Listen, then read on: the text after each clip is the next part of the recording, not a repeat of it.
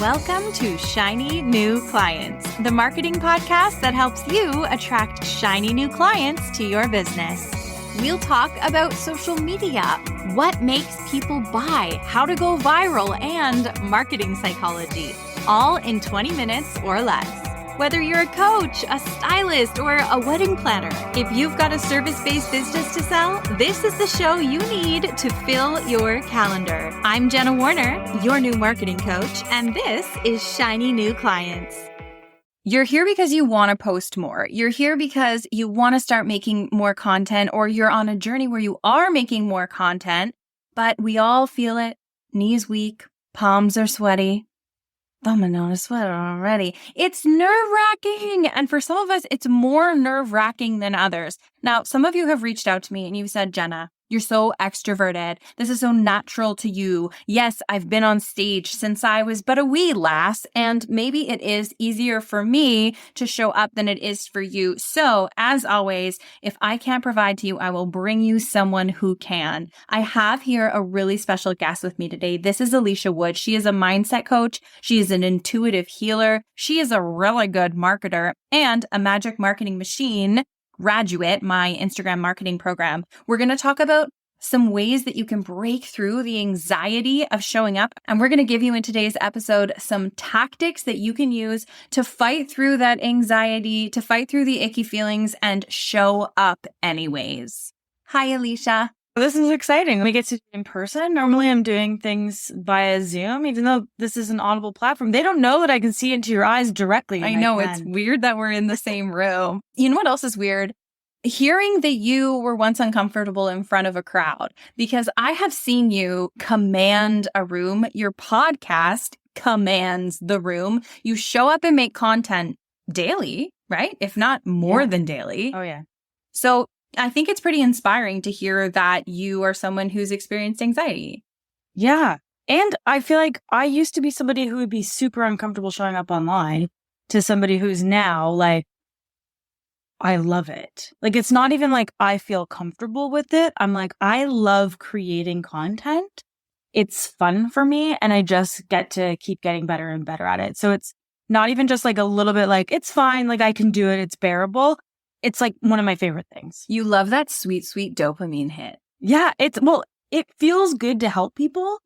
And I'm proud of myself every single time. I'm like, oh, this actually is pretty good. Sometimes I'll watch it back. You must do this too. You watch back your stuff and you're like, I'm really good at this. So I think I get the anxiety part of it because that was part of my journey very much so, but there's ways to move through it. Okay, so bring us back. Bring us back to when you're starting to show up online. And can you think of a time where it felt like impossible? Like, no, that's not for me. I'm not her. I'm not that person whose face is all over Instagram.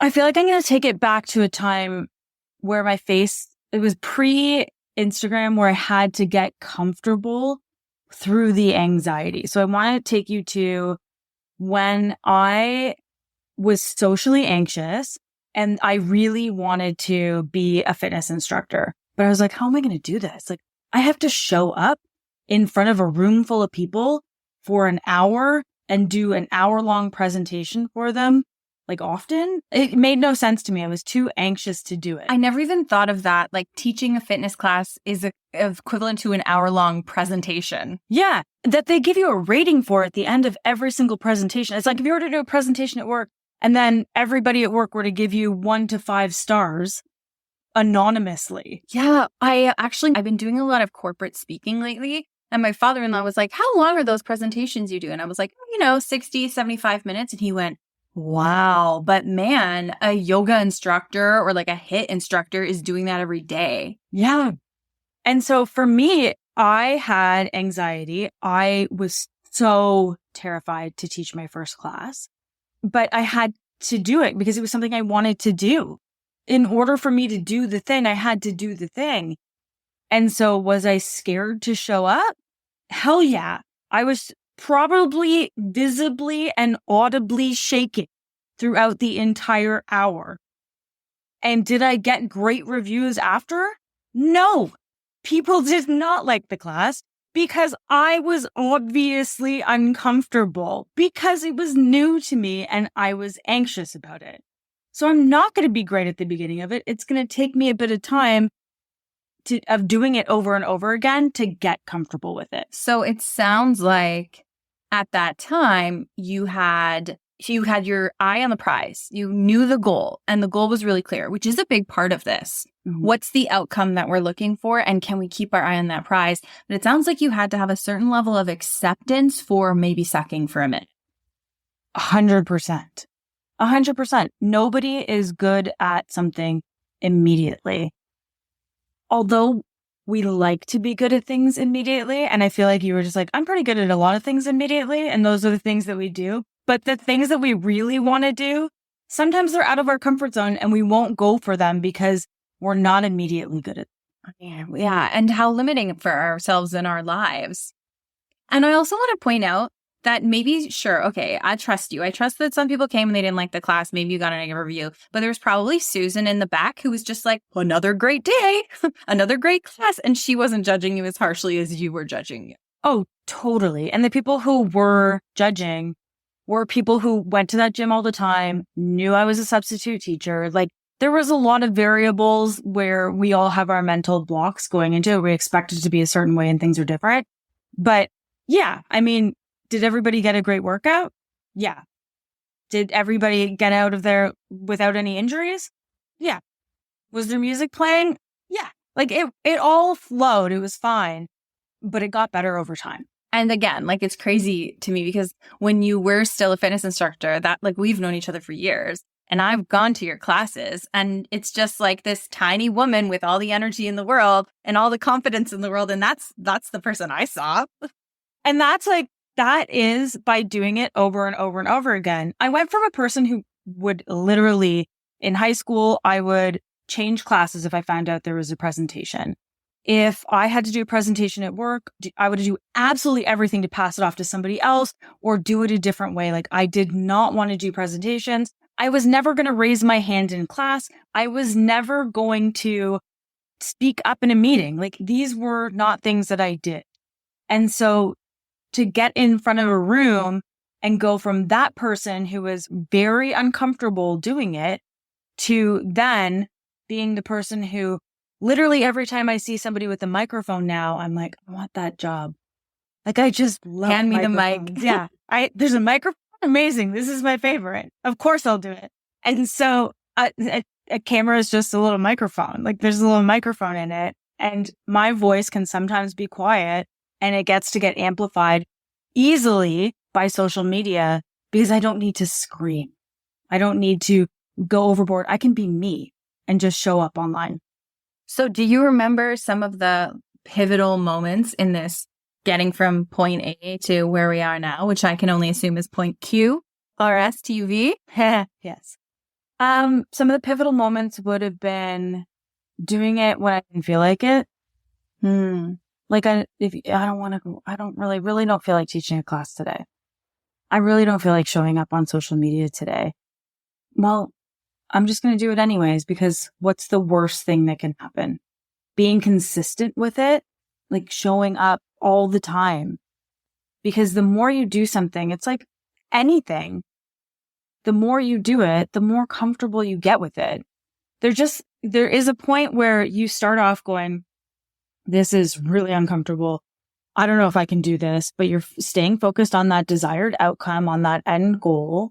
And then you're like, okay, well, I guess I have to do it to get to that point.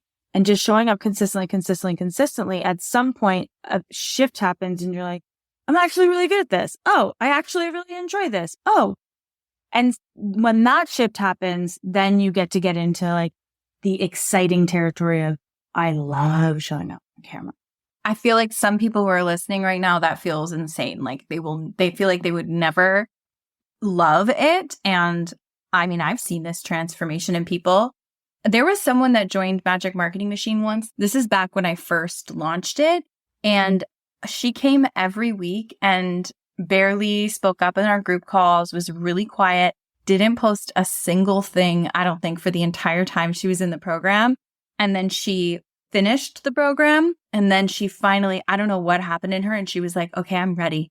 And then she started showing up like crazy, making videos, making all these reels, and getting clients from her content. But it took her time to like build herself up to do it. Okay, you know, another thing, I'm always making people anchor the result, anchor the win. Like every week at the beginning of Magic Marketing Machine group calls, I ask the class, tell me something good that happened in your marketing this week. Tell me something that you're proud of, and we anchor those wins.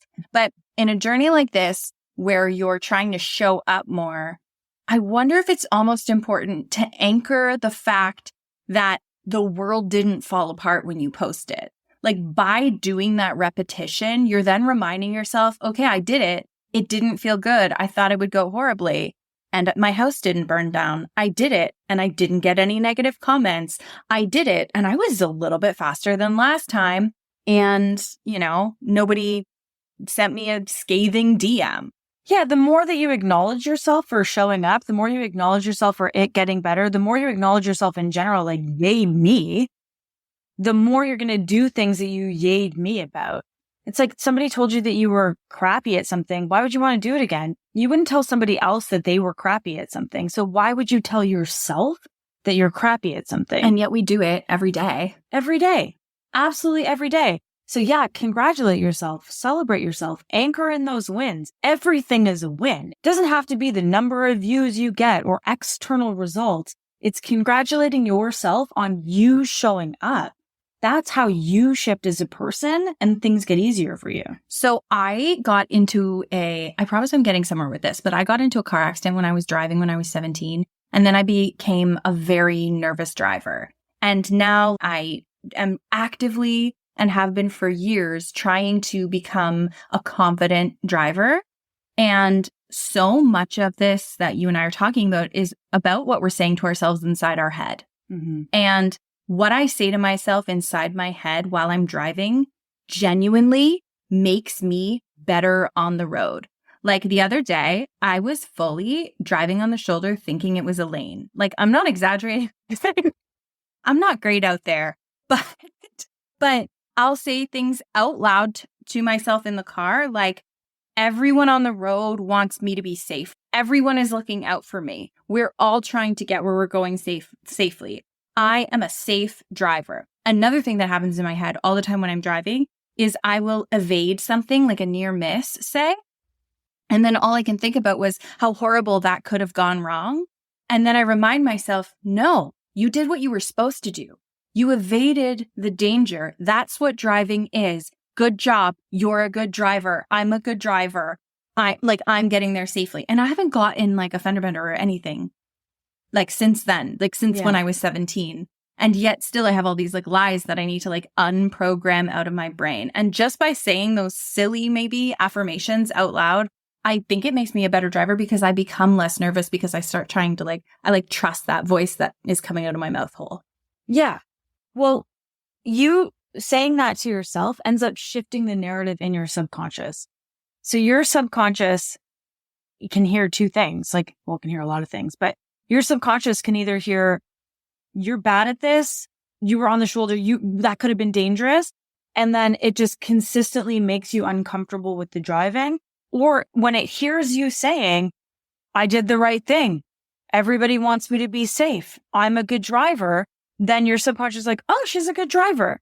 And that just helps you be a good driver. You're just reprogramming your subconscious. When the accident happened, your subconscious was like, driving is dangerous. And it's been uncomfortable for you ever since. And now you're rewriting the narrative and rerouting your subconscious to believe that you are safe. And so in these situations with social media, everybody gets the opportunity to go, I am getting better and better at this. I am showing up. I am helping people.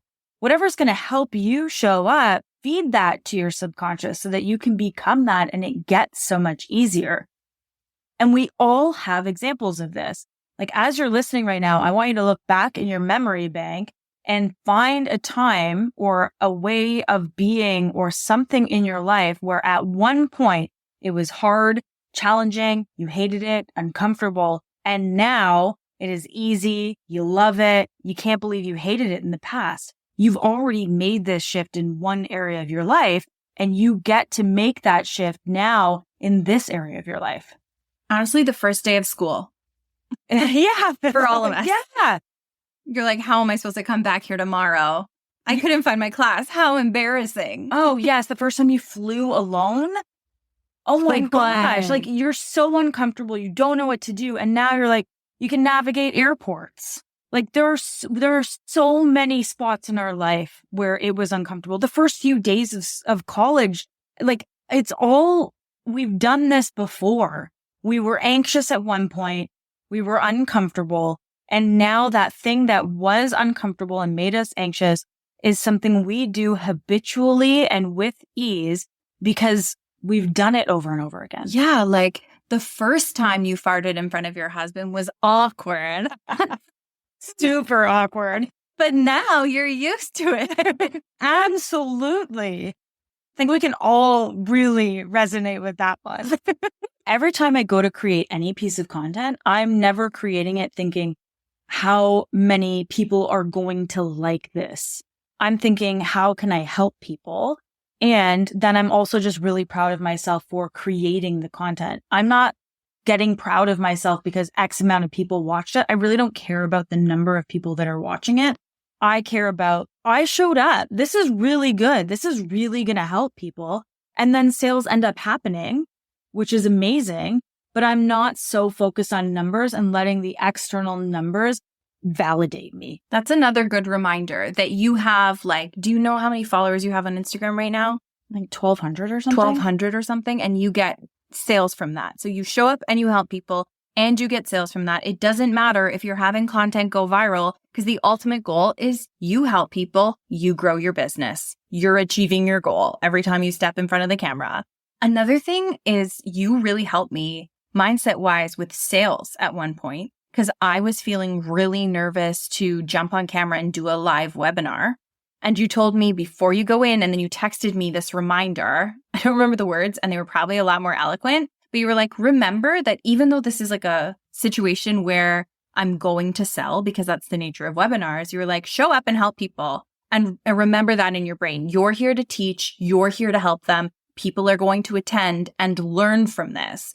And that made me feel so much more at ease because the stress wasn't, oh, I better hit my sales numbers or what if they judge me when I sell? Because I just focused on how the content serves my audience. And I pack my webinars full of a ton of value.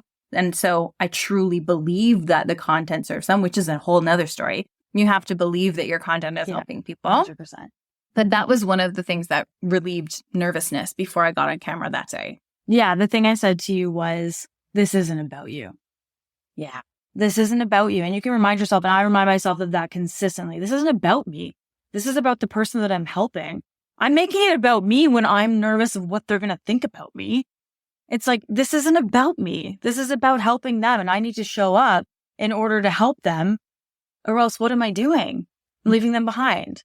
Yeah, there's another episode of Shiny New Clients about how one of our program members increased her reach by 1,000%. And the whole, spoiler alert, you can go listen to it. I'll link to it in the show notes. But the whole big shift that she made was making content that her followers wanted to see, not what she wanted to make. And that might sound like a little bit cold, but essentially this isn't about you. Make content for people. Remember to help them.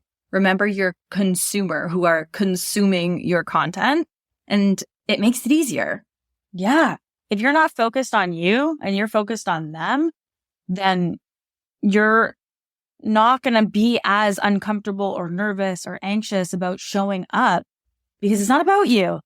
This isn't, when you take yourself out of the equation and you're like, this is just about helping them, you can release a lot of the anxiety because you're making it about you when you're fearing about what they're going to think about you. And it's not about you. It's about the people that you want to help. So like I said, Alicia is a mindset coach and she has candid conversations like this all the time over on her show. Yeah, you can come and join me on the Fuel Your Fire podcast with me, Alicia Wood. And it is all about mindset, spirituality. We're getting into like the nitty gritty of your subconscious, getting into how the mind works. I think that we as humans, limit ourselves in a whole lot of ways. And my goal is to help you essentially enjoy your life more often. If that, in this case, means being able to post without feeling anxious, that's what we're going to talk about today. Yeah. And you work with a lot of entrepreneurs. I mean, this work is for everyone, but especially important, I think, for service-based entrepreneurs like us, because your face is so much of your business, and showing up is such an asset to a service-based business when you can show up with your face and your story and your voice. Yeah. So this work is really important. Yeah, it absolutely is. It absolutely is. Again, you can find Alicia and links to all her stuff down in the show notes and that other episode if you want to keep binging. And that's all for today. I will see you next time.